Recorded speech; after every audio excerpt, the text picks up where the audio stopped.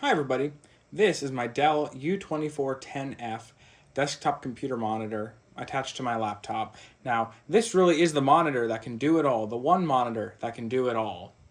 And you might be saying to yourself, what makes this monitor so special? It looks like it's just any other desktop computer monitor that's plugged into a laptop over HDMI.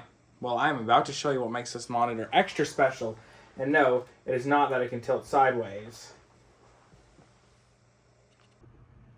So now I have the monitor turned around back.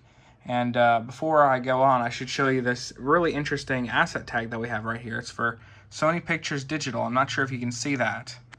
I'm not really sure what that means. All I know is I bought this from a thrift store, so I don't know who owned this prior to Sony Pictures Digital or if they donated it straight to the thrift store. Either way, this is the back, and I'll show you exactly why this is the one monitor that can do it all. Right here's the power lead, which is quite nice that it's just a standard IEC power connector, but pretty common for most computer monitors. Over here we have speaker power. That's if you want to have a speaker bar. I'll show you that in a second. There's clips down here. What you do is you plug that, the speaker bar is powered from here, and then you have a standard 3.5mm jack that plugs straight into your computer. Over here we have DisplayPort and HDMI, pretty typical inputs. And then next we have not one but two DVI inputs. Not something you really use in 2025. I can't believe we're saying that now. But it's still nice to have nonetheless. But then over here, this is where it gets fairly interesting. And no, not the VGA. That's right. It's actually got not only component, but also composite inputs. That's right. This is very close to an actual TV, a very high-resolution 24-inch TV, because most 24-inch TVs are not 1920 by 1200. Over here we have audio out. This is if you have DisplayPort or HDMI. This does not have onboard speakers, but you can plug your speakers into this. This is exceptionally useful if you have a computer that does not actually have a back speaker port, which is the case with a lot of ultra small form factor computers.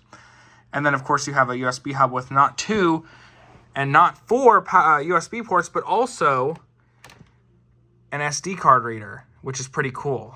So you can put SD cards in there, and you have four ports to plug in your mouse, keyboard, and I guess two flash drives over here. The only downside is it's not 3.0, but you can't complain with those types of ports, especially since this is a monitor from 2010. Oh, and by the way, these are the clips where you attach the speaker bar. I'm sure you've seen this before. It just slides in right here. Nearly every Dell monitor has provisions for this. What a better tool to use to test this than with a Toshiba model number DVR620KU. Now I have a couple of these, and they are absolutely great, because not only do they have HDMI out, but they also have component and composite out, and they all work both on your DVD and VCR. So, yeah, you can really test everything with this. Unfortunately, this does not have an S-video port, but I guess you can have everything. And I also do only have one composite lead, so we're only going to be able to test one at a time with that. So yeah, let's get this turned around and I'll put on a movie.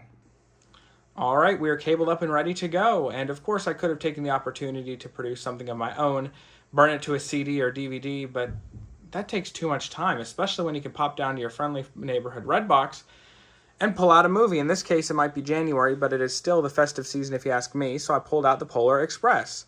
No, of course I pulled this out legitimately. What are you talking about? The Redbox still works. What kind of petty thief do you take me for?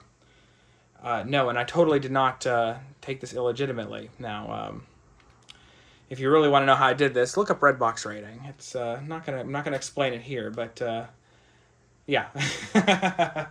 So, anyways, let's go ahead and turn it on. I have it set to HDMI first, so I guess we get a good old control. Although there's really not. Unfortunately, this isn't a really awesome test considering the DVD quality just isn't really that great.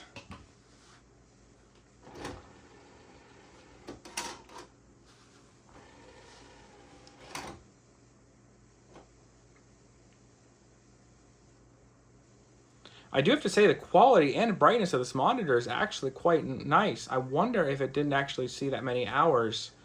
I guess there's no easy way to test unless this thing actually has an hours gauge, but I doubt it does.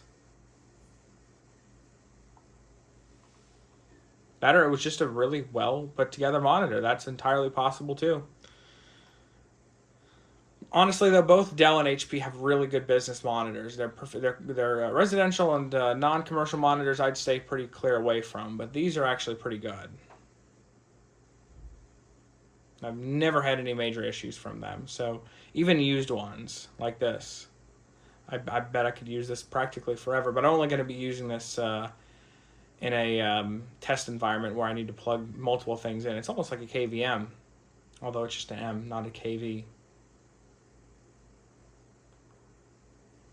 So yes, we get the idea. Oops. Disk menu takes you back. Oops, I think I've accidentally pressed play. There we go.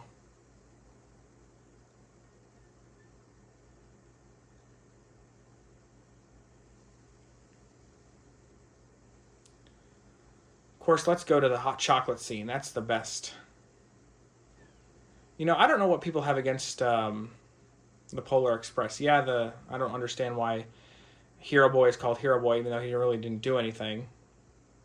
And the animation was pretty bad. But of course, we got an excellent Josh Groban song out of this whole thing. Absolutely excellent Josh Groban song. That's a good scene to pause on. All right, so let's switch over to component. Notice how the little light came on when it noticed my finger coming up. Notice all those inputs. That is just crazy. Oops, and then go down to component.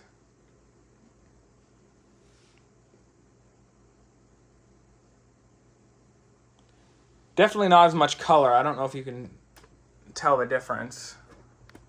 Fortunately, I can't get the tripod any lower.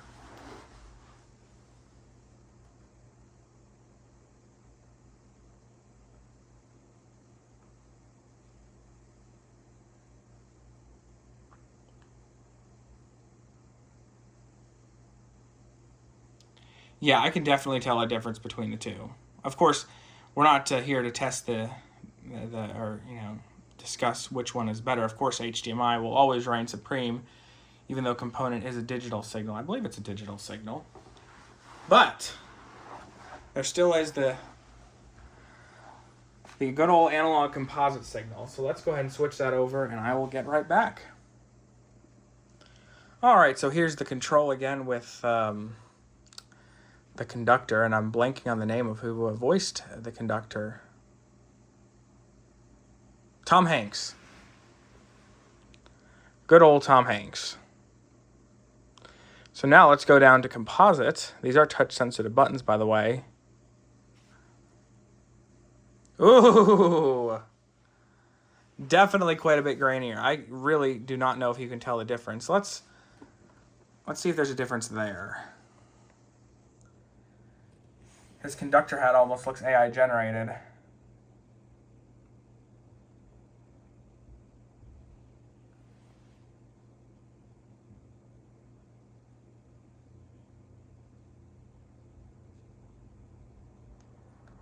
Yeah, that wasn't a really good thing to focus in on because really it wasn't that good to begin with, but definitely quite the difference. Again, though, we're not here to tell the difference between component, composite, and HDMI because, of course, HDMI will always be the best.